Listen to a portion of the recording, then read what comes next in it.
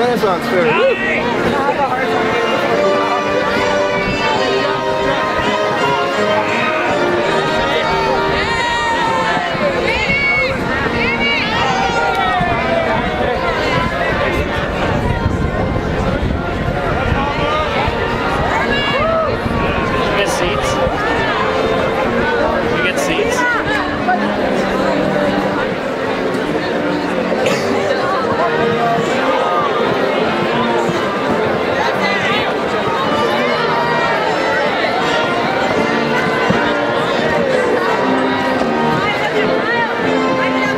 Ivana!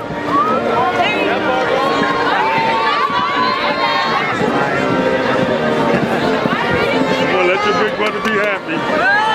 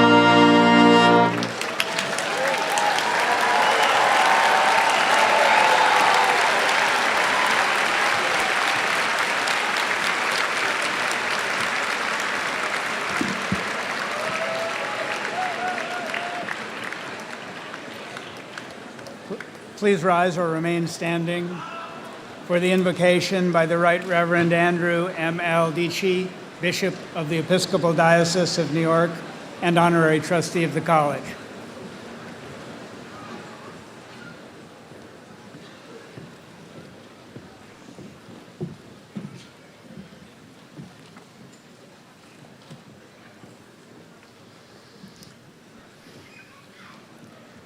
Almighty God, we give you praise and thanks for bringing us in safety to this day and this great celebration. We thank you for this liminal hour, which is at once both completion and beginning. Indeed, it is you who creates the thresholds and crossroads and borderlands of our lives, where the comfortable and known past gives way to unseen new futures, and the well-trod lands over which we have traveled meet the foreign and unknowable frontiers through which we now must walk. Here in the place of crossing over, may we learn to sanctify past and future. The past by the exercise of cherished memory, and the future by a confidence in that hope which can finally come only from you. Give these graduates the eyes to see, with glad hearts and courageous spirits, the challenges and opportunities of the hour to which they have come, and bless them with wisdom and safety for the road ahead. Hold in their and our hearts today those who have with unshakable faith brought them to this place of embarking.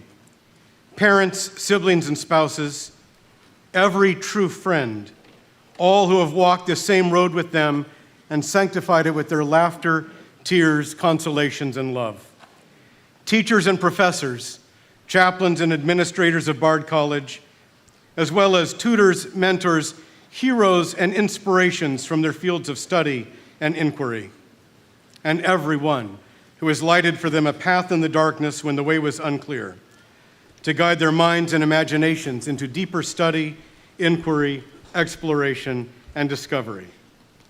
Give us eyes today to see and understand the wonders you do in our midst, for indeed, it is for the solemn joys of this day that all was done. Amen.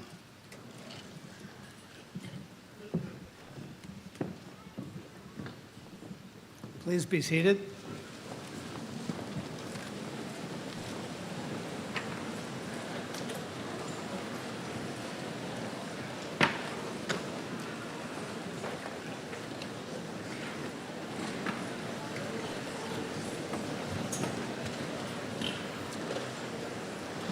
On behalf of the Board of Trustees of Bard College, and as its chairman, I welcome each and every one of you to the 153rd commencement of Bard College.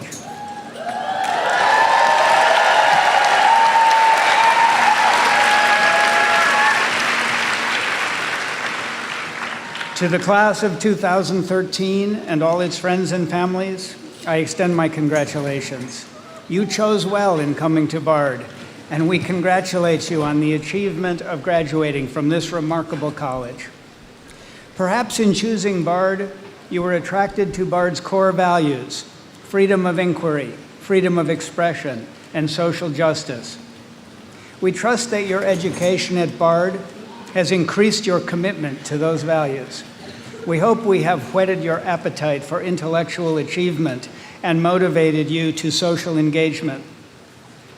In the 30 years since I met President Botstein and became involved in Bard College affairs, we have installed a lot of infrastructure on the campus. In the years ahead, you will see further changes taking place at your alma mater. There will be a new dormitory complex and new student activity space in North Campus, renovated buildings and new additions on the main campus. But those changes will be on the surface of what Bard is about. When you return, you will find the values and spirit you experienced, the commitment to the ideals of learning and scholarship, the dedication to public service, the deep investment in the arts, the excellence in the faculty, the devotion to teaching, the innovation in curriculum, and the international reach. Take pride today in your accomplishments and your alma mater. Join me in thanking your parents, family, and friends for their support throughout your undergraduate years. We who are privileged to serve on your Board of Trustees are committed to Bard because it is unique. What has made Bard so remarkable are its students, its faculty, its curriculum. The trustees, inspired by your achievements, promise you that this institution will honor its traditions of independence and innovation and its commitment to a distinctive excellence. And I ask you who are graduating today, and parents and friends, to help us keep this college a fountain of excellence flowing always. Now it's with pleasure I introduce to you my esteemed colleague and good friend, the president of this college, Leon Botstein.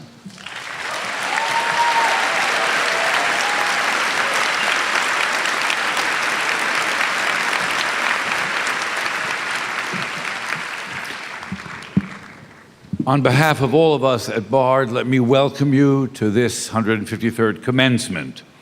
This is a long afternoon, very long afternoon.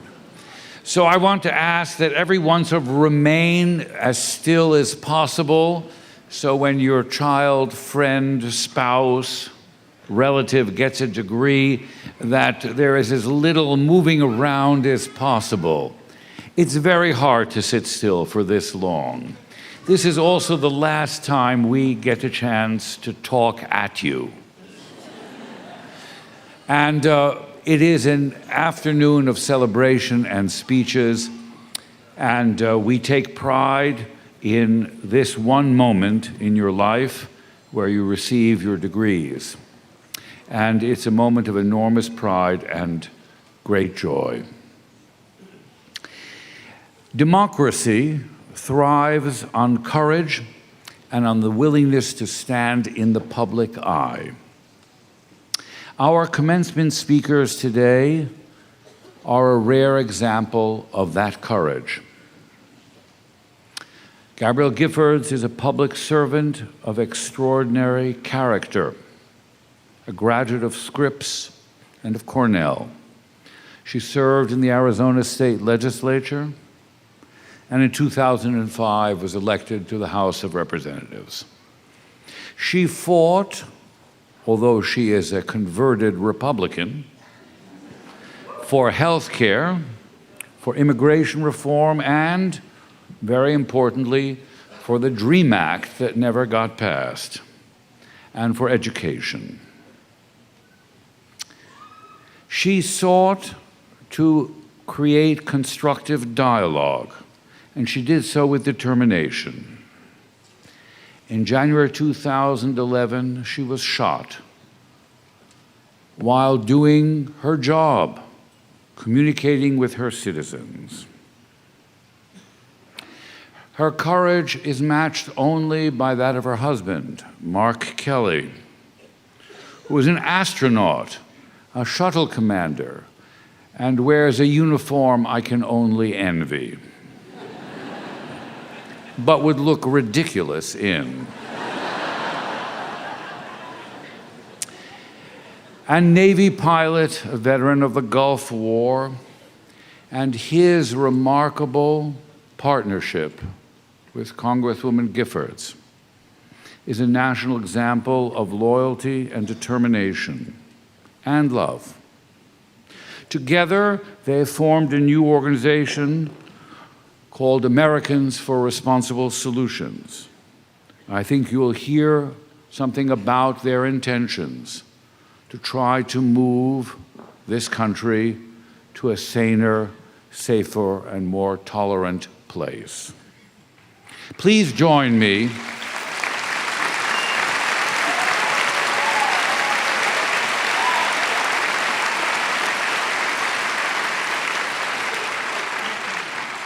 in welcoming two individuals who have much to teach us about courage and surviving adversity and tragedy, two wonderful public servants, Gabrielle Giffords and Mark Kelly.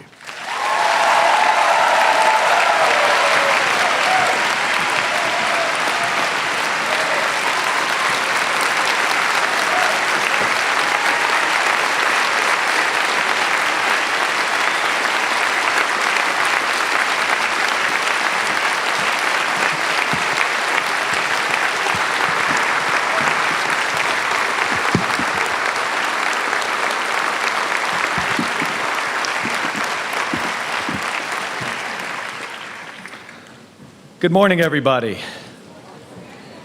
Thank you, Leon. I actually think we look similar enough where I think you would look great in this uniform. Esteemed faculty, board members, students, especially those receiving your degree today, and parents, thank you.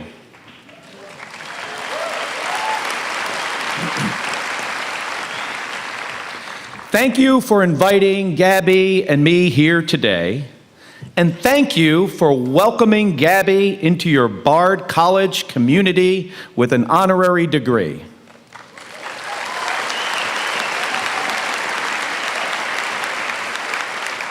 You know, it's a pleasure to be here with you on this beautiful campus, despite the little cold and a little bit of rain for you guys out there not under the tent.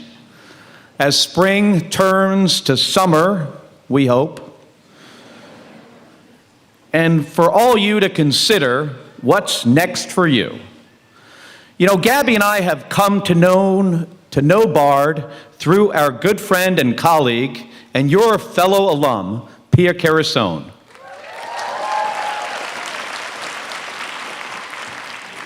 She's been an instrumental part of our lives for over 4 years now, and through our time together, we have learned a lot about Bard College and your bold and courageous endeavors.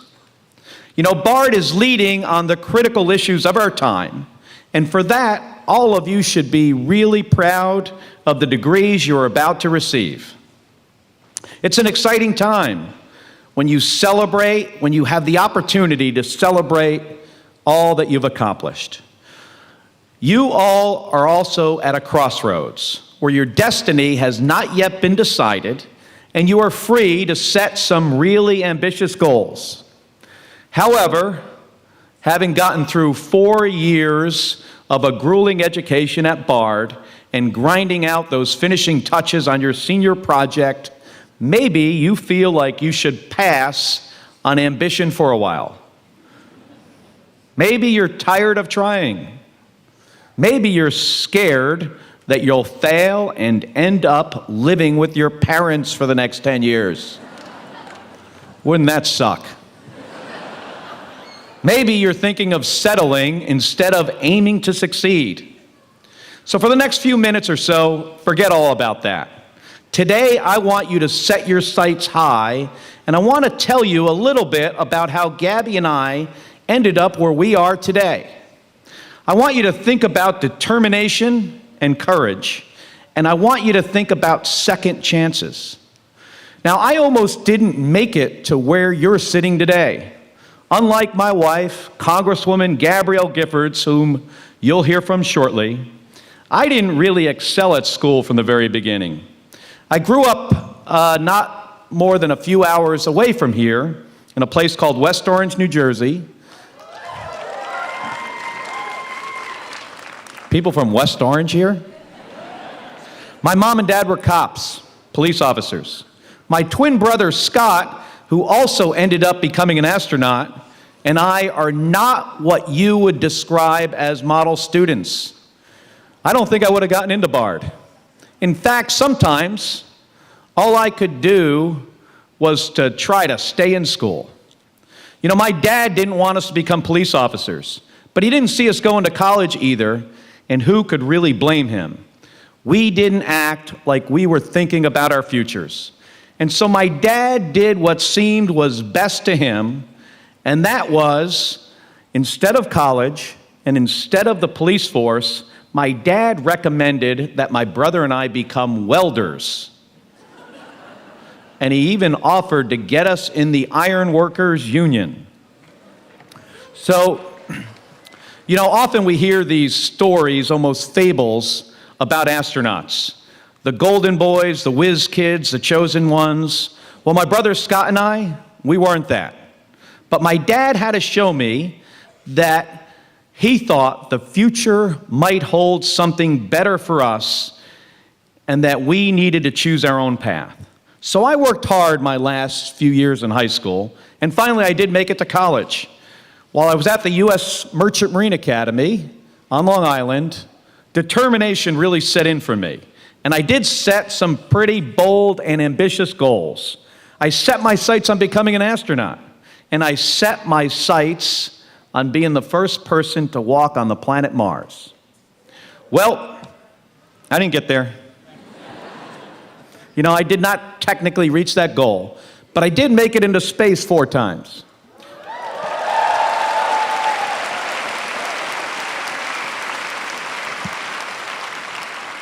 Now, if any of you guys think that's impressive, making it into space 4 times, just think of how impressed the aliens were when I told them that I have been to the planet Earth 5 times.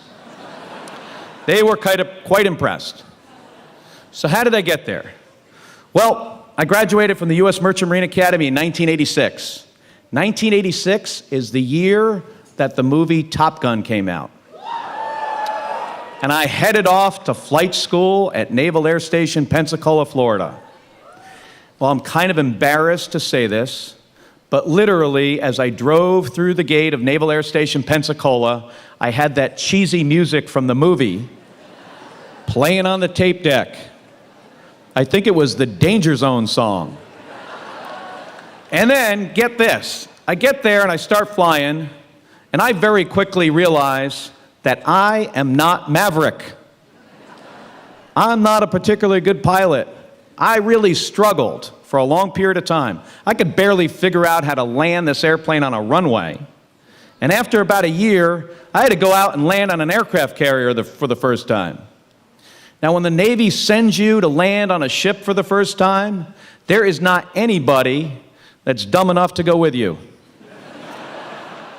It's just you all by yourself, whatever skills you've been able to put together from a lot of practice. In my case, it wasn't all that much. And on a morning much like today in Florida, I had to fly off of Naval Air Station, Jacksonville, Florida, to find the USS Forrestal aircraft carrier. And it seemed like we were going out into the middle of the Atlantic Ocean. We were really only about 50 miles offshore. Eventually, I come across a ship, and it looked like a tiny little postage stamp bobbing in the ocean. And I do my first 2, what's called a touch-and-go landing, where I just touch the deck and take off again. Then I put the tail hook down, the arresting hook, land in the wires, come to a complete stop. At that point, the entire experience was just a blur. I barely remember any of it.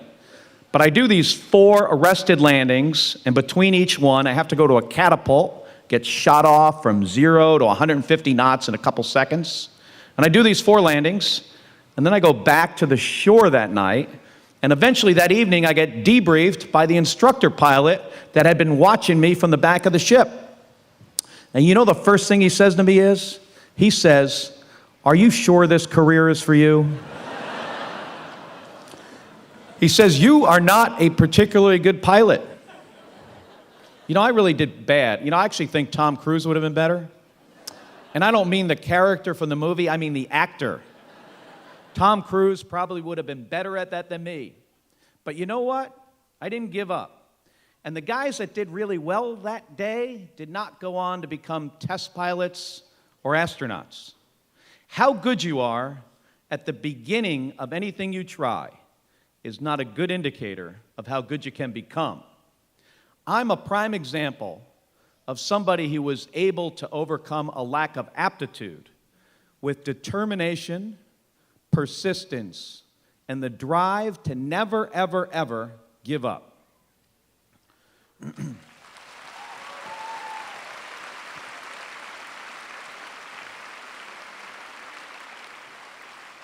You know, many of you have probably experienced some version of this yourself at Bard.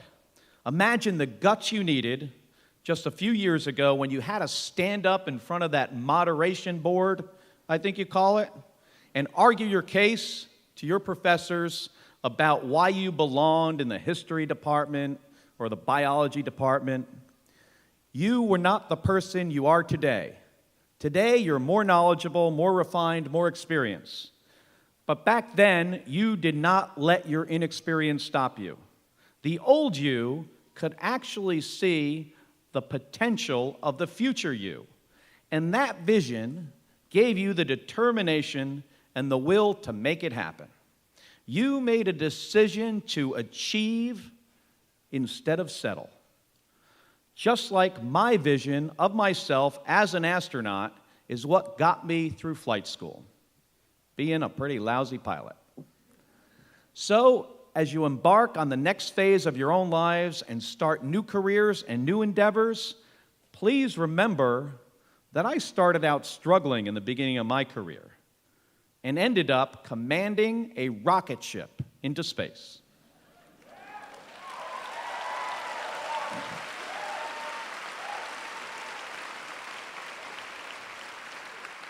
So today, I'm here to encourage you to set some crazy and ambitious goals for yourself. Like me, you may never exactly achieve those goals. I haven't made it to Mars, and I probably never will. But the journey was certainly worth the effort, and I promise the journey will be worth it for you as well. Along the way, you're going to have some bumps in the road, so prepare yourself as best you can. And while I like to think of myself as generally a prepared and level-headed person, I know firsthand that there are no flight plans for life. And this is where the courage and second chances have to come in. 2 years ago, Gabby's chief of staff and BARD alum, Pia Carasone, called me at home in Houston, Texas. Until recently, Gabby and I had one of those commuter marriages. I lived in Houston, she lived in Tucson and went to Washington, D.C. for work to represent her constituents. We would catch up with each other on weekends, either in Washington, Tucson, or Houston, and we'd often accompany each other on work trips. Well, Pia called with life-changing news. Very simply, she said, "Mark, I don't know how to tell you this, but Gabby's been shot." I knew she was at this routine meet and greet on the north side of Tucson, and Gabby'd been hit, along with several other people. That was all Pia knew. Shortly later, we talked again, and we found out that people had died, including her colleague, Gabe Zimmerman, and a 9-year-old girl named Christina Taylor Green. And we also found out that Gabby had been shot in the head. Try to imagine that phone call. Pia was an experienced and accomplished congressional chief of staff, and I spent my career learning how to manage crises that we hope would never come at NASA. But nothing in either of our careers could have prepared us for that moment. Nothing could have prepared us for what was about to come next. So know this. Know that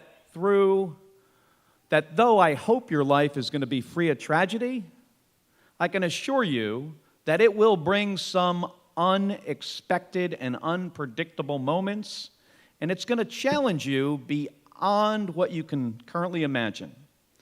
In those moments, when that happens, I encourage you to think about my wife, Gabby.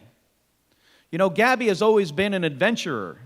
After her graduation from Scripps College, she headed down to Chihuahua, Mexico, and lived with a Mennonite family for a year as a Fulbright scholar without any electricity or running water.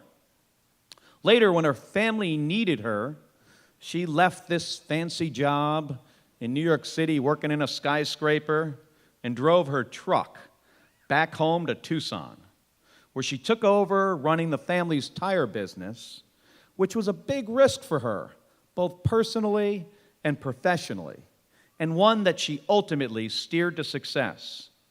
And Gabby had an equally ambitious and adventurous career in politics.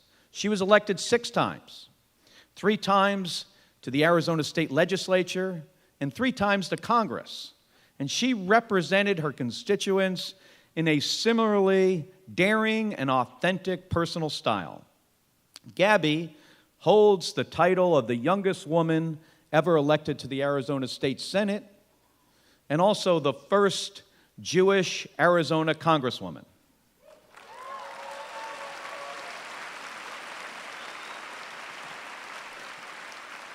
And Gabby was brave, In moments where the politics of her Republican-leaning district became hot and angry, Gabby stood by her principles. She never backed away from her commitment to women's equality, finding a smarter energy policy, protecting our men and women in uniform, or many of the other issues that she fought so passionately for. When tough votes came, like the vote on health care reform, Gabby made them according to her values and what she truly believed was right for her constituents. And she listened. She took the stories of ranchers in her district who were angry about the federal government and brought those stories back to Washington. That's why she was elected 3 times to a historically Republican district as a Democrat. That's why she and Gabe Zimmerman, her outreach director, who was killed on the day Gabby was shot, that's why they were in that parking lot that day.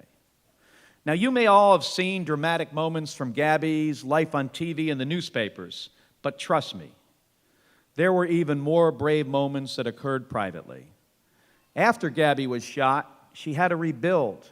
She had to grieve the lives that were lost and also come to terms with her new limitations. She had to learn to walk again, to eat, to type with her left hand, and to do those things that we all take for granted every single day, like even speaking. You can't imagine the struggle of knowing exactly what you want to say, having the words at the tip of your tongue, and not being able to get them out. It is frustrating. I didn't know courage and bravery until I saw what my wife went through. And it's not over. Her determination is as strong today as it was in the moments after she was shot. Gabby can't ride her motorcycle anymore. She can't hike her favorite trail. She decided to step down from her congressional seat so that she could focus full-time on her recovery. None of this was easy. But I always knew that Gabby would re-enter public life.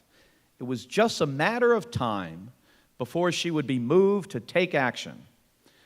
After the tragedy at Sandy Hook Elementary School last December, Gabby said what many of us said. She said, enough.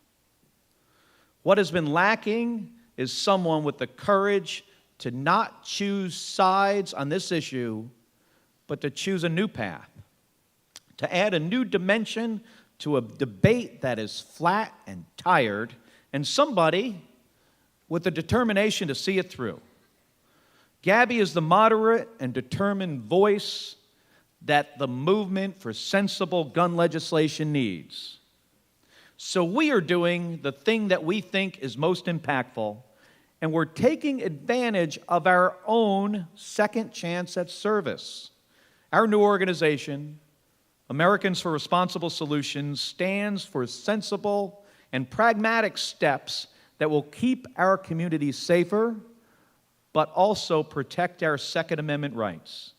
We are gun owners. Gabby's a Westerner. In her core, she is a Westerner. She grew up near the border in the dusty and wild desert, climbing those rugged mountains and representing a district that includes Tombstone, Arizona, the town too tough to die. My folks were cops, and I served in the military for over 25 years. I flew in combat over Iraq and Kuwait. We have a strong tradition of guns, not in our past, but even in our lives now. So the conversation we stepped into is a conversation between extremes on either side. And what we represent is something different. A huge majority of Americans are like us who believe in sensible solutions to this problem, like background checks that will keep us safer, but do not infringe on anybody's right, like yours, to own a gun if you want to. Now, Gabby's challenge now is to lead us forward.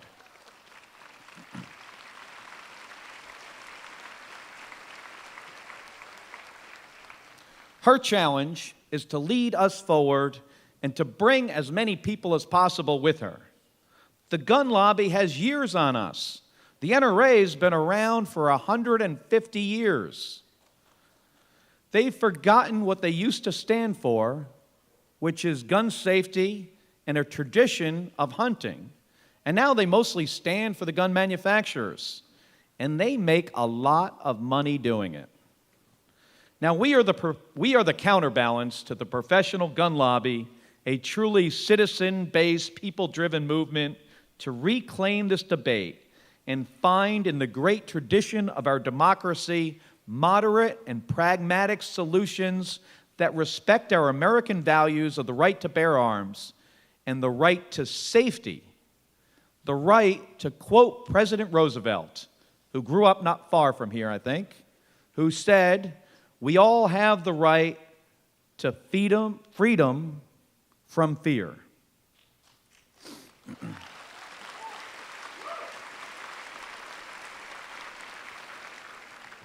My wife's bravery shines bright, and it has been tested before. For me, she is literally redefining how I think about the word courage. She has set her sights on a distant horizon, a country that's dramatically safer from gun violence, and she works hard to get there every single day. She does physical therapy, speech therapy, occupational therapy, and even some yoga to make sure that she's in shape to get us there. It is as bold a dream as me landing on Mars, but she has a specific path. And there are many doubters, many who think that the NRA and the rest of the gun lobby is simply too powerful. Many who think that our deep and patriotic support for the Second Amendment, our belief that we can find common purpose between those who own guns and those who not, will prevent us from making progress. Many who saw the failure of the United States Senate to pass background checks a few weeks ago, many of those people have thrown up their hands in anger and disgust. Our friend and my hero, Jim Lovell, the commander of Apollo 13, remembers being amazed in 1961 when he heard President Kennedy say that we would get to the moon. Jim says he thought that was impossible. This is in 1961. Jim Lovell thought it would be impossible.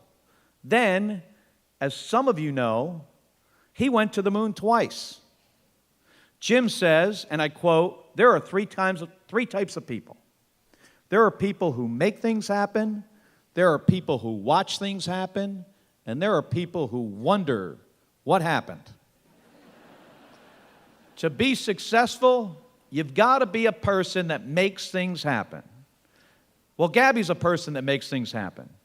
And the Bard class of 2013, all of you, I know, will be people who will make things happen.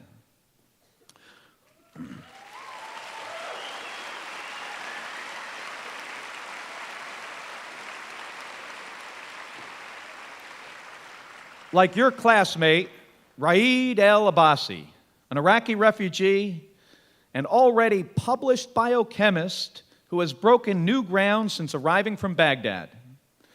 Or Lauren Blackster, a human rights major and leader of the Bard Palestine Youth Initiative, who's heading back to Palestine this summer to help construct a youth center. Or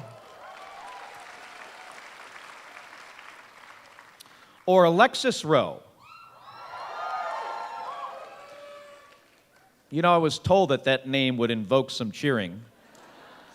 The first member of the class of graduating Posse scholars.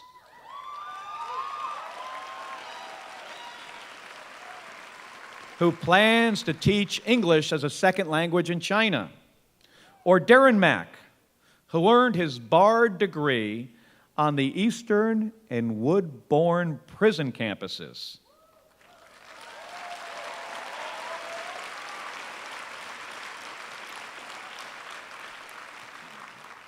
And we'll be walking across that stage with all of you today. What an accomplishment. All of you have accomplished so much already. And as you move on to your life after Bard, I encourage you to be that person that makes things happen. Make incredible scientific discoveries. Make art that takes your breath away. make music that transforms, cook and create a community like Alice Waters, make some apps that my daughter is going to have to explain to me someday, make innovations in business that will change the world, or maybe become Bard's first astronaut and be that person, that very first person that walks on the planet Mars, because we all know it's not going to be me. You know, you've invested a tremendous effort in getting this education.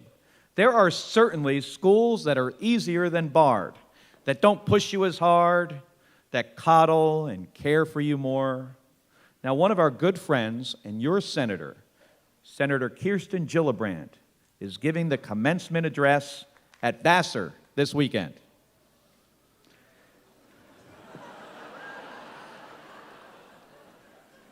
As a graduate of Bard, as an educated and thoughtful person, you are expected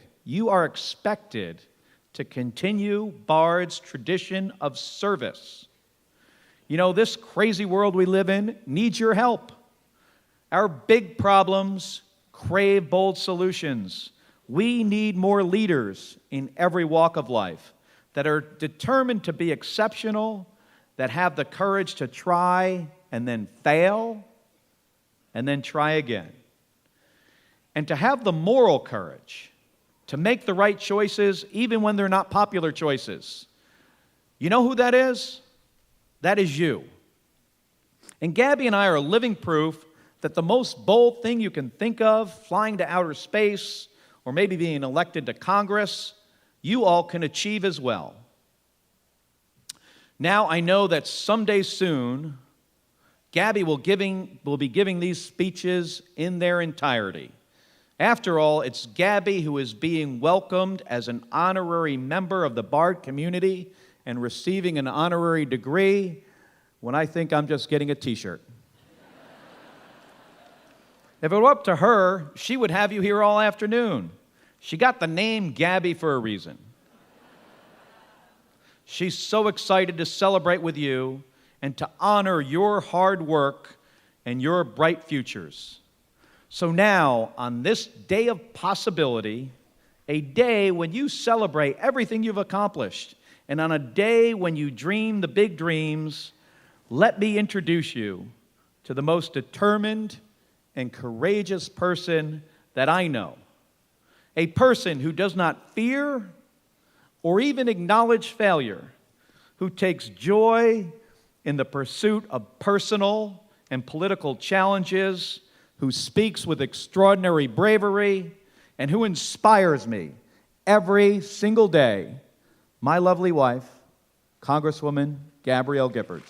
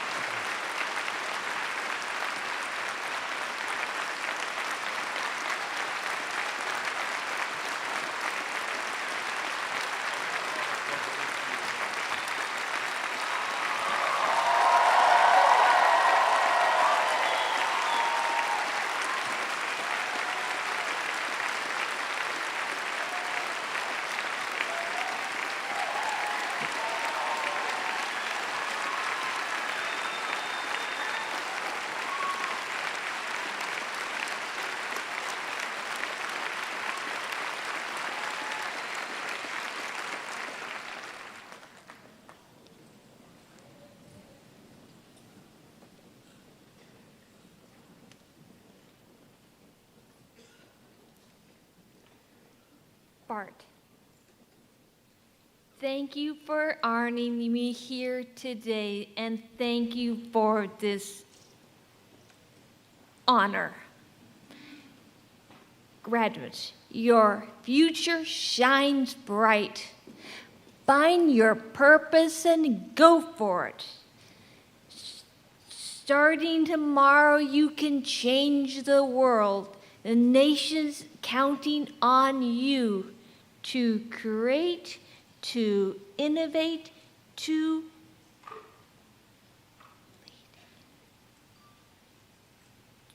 to create, to lead, to innovate.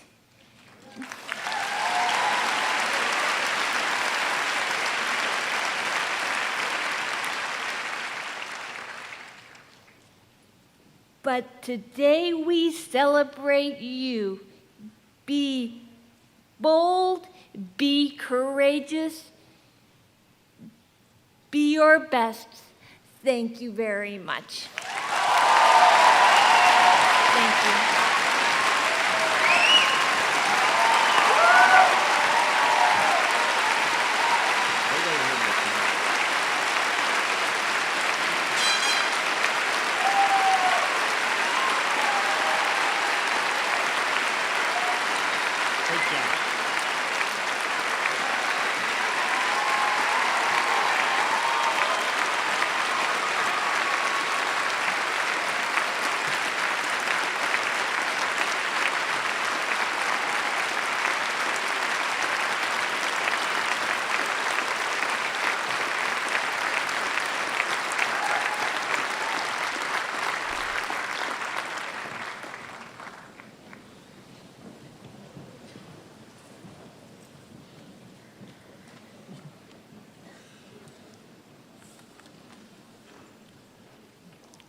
Ladies and gentlemen, as we go forward in the commencement, you will notice in this red book, the program proceeds with the citations of many individuals who received awards at this commencement, both in the back of the book at the award ceremonies of the College for undergraduates, and then in the front of the book, you'll see the Bard Medal to Roger Phillips, the class of 1953, to Nicholas Kitsakis from the class of 1983 with the Science Award, to Ashim Aluwalia from the class of 1995 for the Award in Arts, and the John Dewey Award for Distinguished Service to Jose Aponte, the Mary McCarthy Award to our colleague Mona Simpson, and to 4 individuals in the Bard community who are retiring. And at this moment, I'd like to recognize the 2 members of our faculty who are retiring, who represent the finest of our faculty, and our undergraduates know that that quality is unmatched.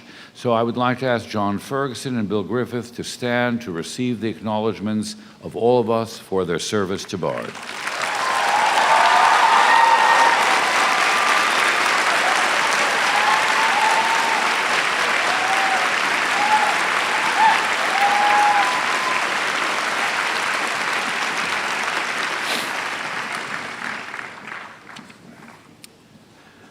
We now turn to the conferring of honorary degrees. I would like to ask Charles Johnson III, the class of 1970, and Myra Young Armstead, Professor of History, who will present Gabrielle Giffords for the honorary degree.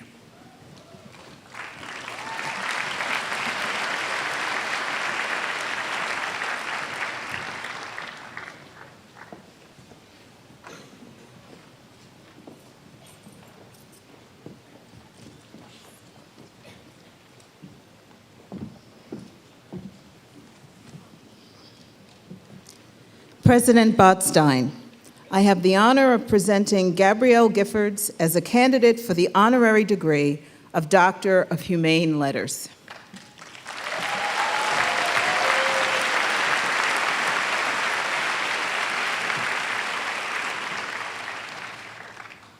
We honor you, Gabrielle Giffords, for your devoted and inspired public service and your uncommon courage in the face of tragedy. A tireless advocate for children, education, and social justice, you have shown an unprecedented resilience. Few have paid so dearly for their idealism. Your commitment to rid our nation of violence and change the culture of our public life define the nobility of your public service.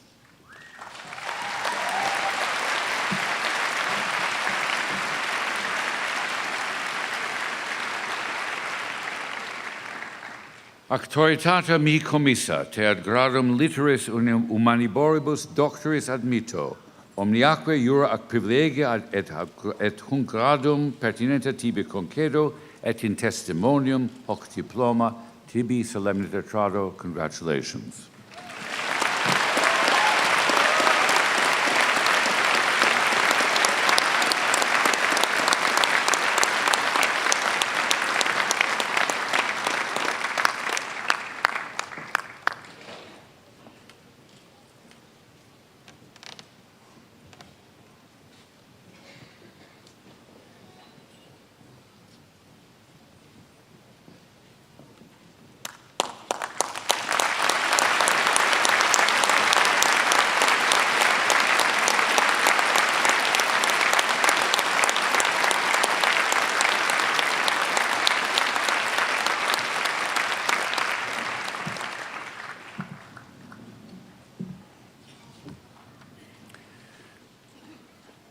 I now invite Roland Augustine, trustee of the college, and Max Kenner, class of 2001, the head and founder of the Bard Prison Initiative, who will present Brian S. Fisher for the honorary degree.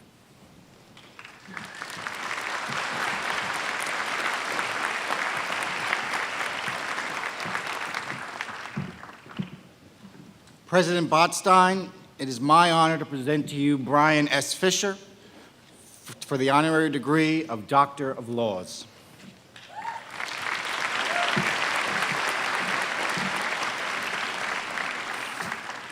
We honor you, Brian S. Fisher, for your courageous leadership in a field that is often thankless and where risks are discouraged. Too few of our fellow citizens are comfortable with the notion of providing dignity and hope to those who are incarcerated. Your leadership as Commissioner of the New York State Department of Corrections and Community Service made the life of prisoners more humane.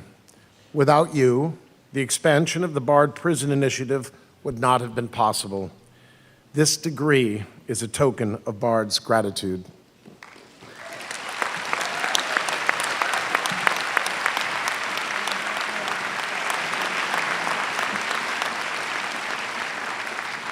Actoritate mihi commissa, te ad gradum in legibus doctoris admitto, omniaque jura ac privilegia ad un gradum pertinebia tibi concedo, et in testimonium hoc diploma tibi solemniter trado. Congratulations.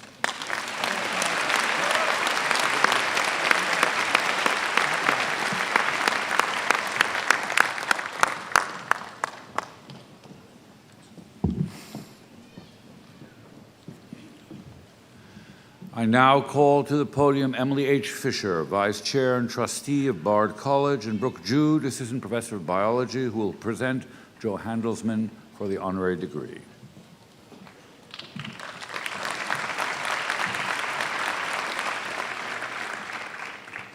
President Botstein, I have the honor of presenting Joe Handelsman for the honorary degree of Doctor of Science.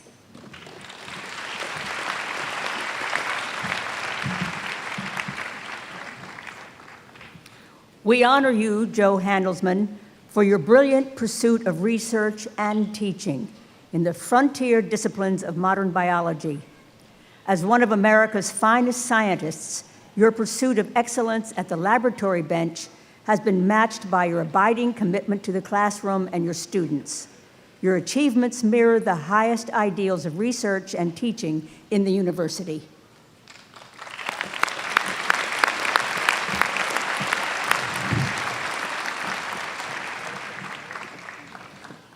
Actoritata mihi commissa, te gradum in sentis doctoris admitto, omniaque jura ac privilegia ad un gradum pertinentia tibi concedo, et in testimonium hoc diploma tibi solemniter trado. Congratulations.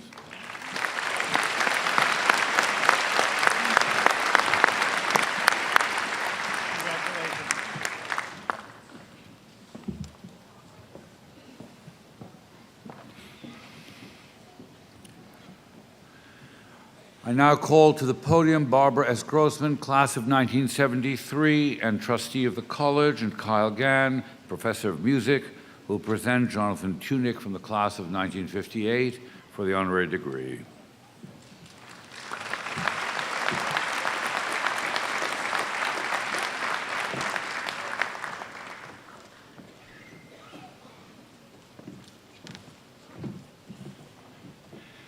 President Botstein, I have the honor of presenting Jonathan Tunick, class of 1958, as a candidate for the alumni honorary degree of Doctor of Fine Arts.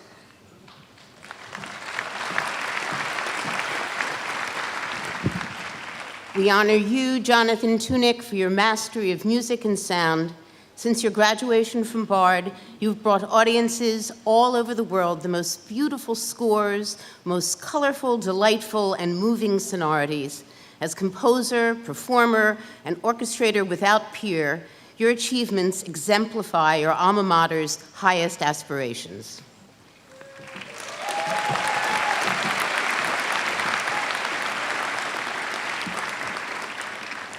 Auctoritate mihi commissa, ter gradum in artibus, elegantoribus doctoris admitto, omniaque jura ac privilegi, ad gradum pertinentia tibi concedo, et in testimonium hoc diploma tibi solemniter trado. Congratulations.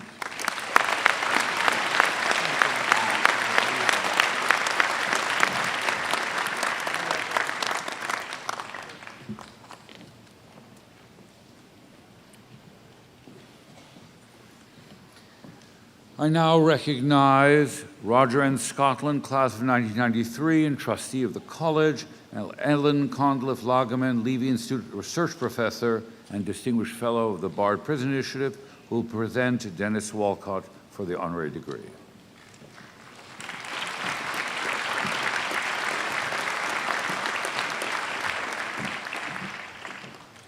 President Botstein, I have the honor of presenting Dennis M. Walcott as a candidate for the honorary degree of Doctor of Humane Letters.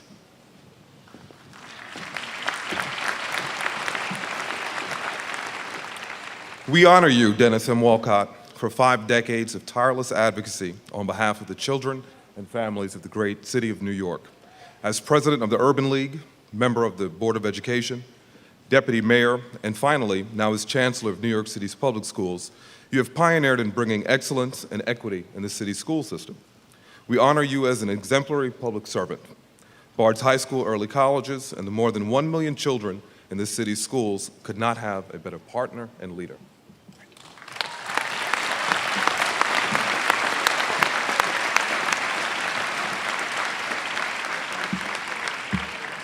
Auctoritate mi commissa, ter gradum in litteris humaniboribus doctoris admitto, omniaque jura ac privilegia ad un gradum pertinentia tibi concedo, et in testimonium hoc diploma tibi solemniter trado. Congratulations.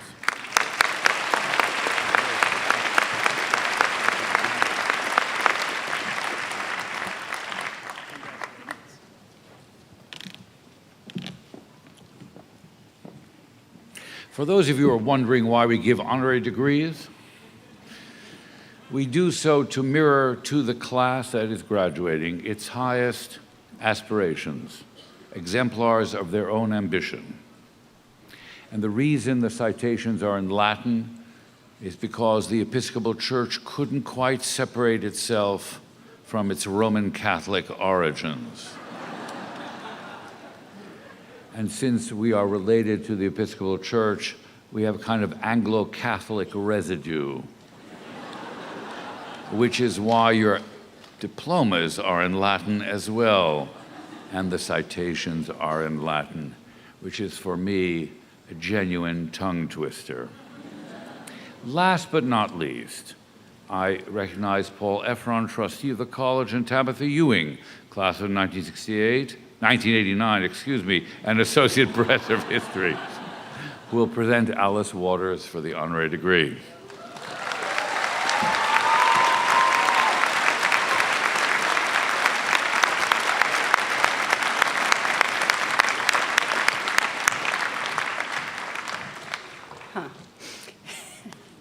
Mr. President, President Botstein, I am truly honored to present Alice Waters as a candidate for the honorary degree of Doctor of Humane Letters.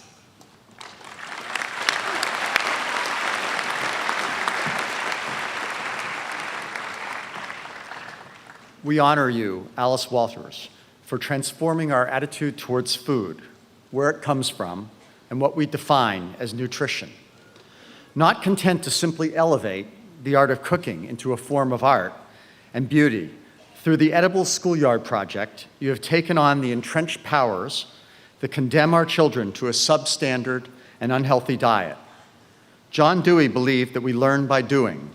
You have placed food, its production and preparation, in the center of our nation's curriculum to the benefit of our collective health and shared environment.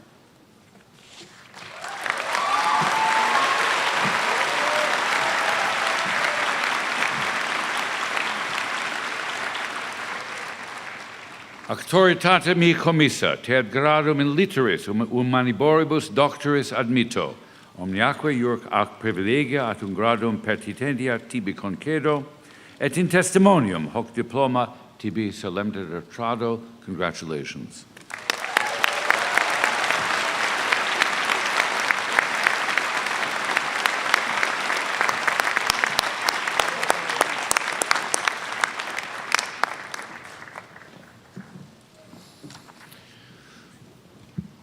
One of the privileges of being a college president is to have the first and the last word. So here is the last word. Today's commencement of 2013 comes at the end of an extraordinary academic year, one that has been marked by an astonishing and discouraging display of extreme violence in our nation. 2012 closed with the December massacre at Newtown, and this spring we witnessed the bombing at the Boston Marathon. We want to take comfort in the idea that violence is an aberration, a stranger to our way of life, an exceptional, perhaps momentary disturbance. But it appears that the reverse may be true.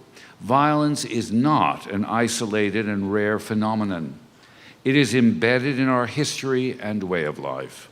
We are taught that the American Republic, our democracy, was the work of deliberation and debate, the consequence of reasoned discourse, of the sort enshrined in the Federalist Papers. We celebrate the learning of John Adams, John Jay, James Madison, and Thomas Jefferson. Yet even the most conservative of modern historians have begrudgingly conceded that this triumph of enlightened and philosophically informed discourse was based on a foundation of brutal killing of the native population and extreme violence among competing and feuding colonists of different religious persuasions and cultures. The literate civility exhibited by our founding fathers was made possible by decades of horrifying physical violence. The European experience is no better, from the 30 Years' War to Stalin's forced resettlements and the most recent breakup of the former Yugoslavia. The civilization it produced is framed by blood and barbarism that we ignore only at our peril. We have become so accustomed to violence that we crave it in our entertainments, from movies to music to computer games. Consider how we continue to celebrate a picture of the quintessentially masculine, far from the Byronic ideal of sensibility, elegance, eloquence, and aesthetic refinement. We have rejected an 18th century ideal in favor of the brawny, muscular imperial warrior hero, whose allure is defined rather by ruthless physical strength and an arrogant pride in his own ignorance and the capacity to harm, cloaked in the presumption of fearlessness and courage. Sexual prowess and seduction are still uncomfortably but acceptably tied to the fantasy and reality of violence. Implicit in this cultural romance with violence is a contempt for learning, a suspicion that speech is not action, that words matter not, and the only way to be present and accounted for in the world to make a difference is with the proverbial fist and not through argument and persuasion. We dispense with dissent and the difficulty in gaining agreement and consent in favor of the ambition to accumulate power. The glorification of violence has its parallel in our infatuation with money and wealth. If the poor are disenfranchised because they are powerless, those who privilege not money, but rather thoughts, art, science, and words are equally so, since the domination of force and power makes a mockery of the rhetorical embrace of notions of individuality, freedom, and democracy. For most of us, the significance, rights, and privileges of being a citizen have become hollow and empty. It should then not come as a surprise that so many of our fellow citizens cling with an uncommon intensity to two commonplace symbols of force and violence, ones which we feel we have a God-given right to own: our cars and our guns. Most of us legitimately feel irrelevant to our political life. No one seems to care for an individual's opinion. All that seems to matter is the massive war chest of money in politics, now in the hands of a tiny elite. Therefore, it seems that only in our ability to drive alone by ourselves, not in public transportation, anywhere at will, in our freedom of movement, or in our right and power to do harm in the name of self-protection with instruments of violence to others, will each of us be noticed, if not heard. It is easy for those of us who oppose the proliferation of guns, particularly deadly automatic weapons, to condemn opponents of gun control without an empathetic understanding that the recalcitrant allegiance to gun owning is an expression of rage and frustration at the widening gulf between the rhetoric of freedom and individuality and the anonymous existence we face as members of the body politic. Is it any wonder that we, in 2013, share so little respect for the sanctity of every single life, so little confidence in the potential of the objective biological uniqueness each of us possesses? The horror of the concentration camps and gulags of the last century has not led to an advance in civility, genuine tolerance, human solidarity, and a decent respect for the divine gift of life, absent fear, suspicion, and harm. The violence in our culture is a mirror of an essential loneliness, despite the presence of social networks and tweets. Our power to hurt seems to be the only plausible antidote to our distorted sense of being superfluous.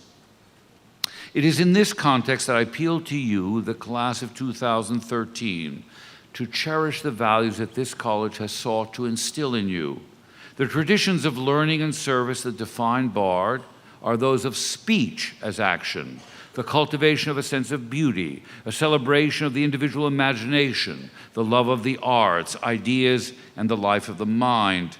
It is in this protected space here in Annandale that for 4 years we together have sought to strengthen the human potential to live without violence, but rather with curiosity, conversation, and affection for the wondrous possibilities of the human mind, the fruits of contemplation, and the values of human activity apart from brute force and the pursuit of material wealth. The world this campus cultivates is an endangered form of life.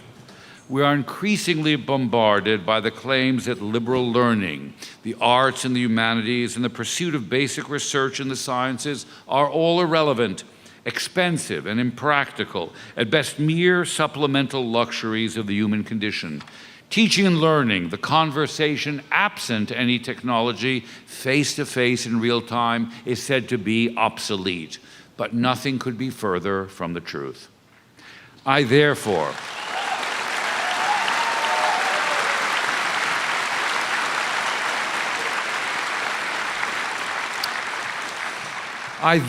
implore each and every one of you to resist and challenge such facile claims and to carry with you for the rest of your lives the values, experience, and habits we have sought to inspire.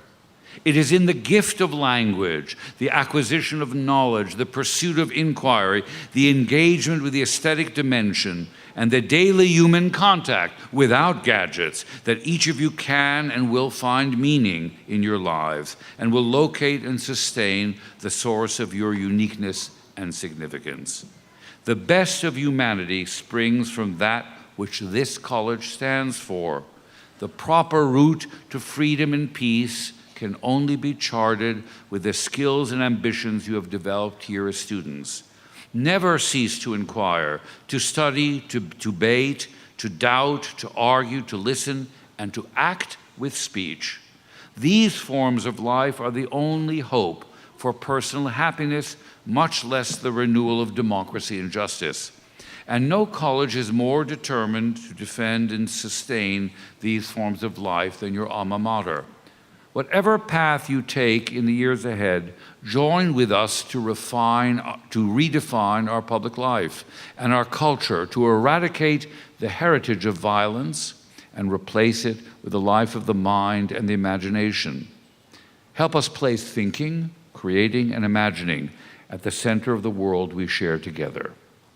In this respect, no graduating class in the history of this college has shown more promise and given us more hope, no more cause to hope. Do more than protect the traditions you have encountered here. Commit yourself to them for the rest of your days, and in that commitment, rest the path to self-respect, civility, justice, and freedom, and therefore a true democracy. In that spirit and with that expectation, I congratulate each and every one of you.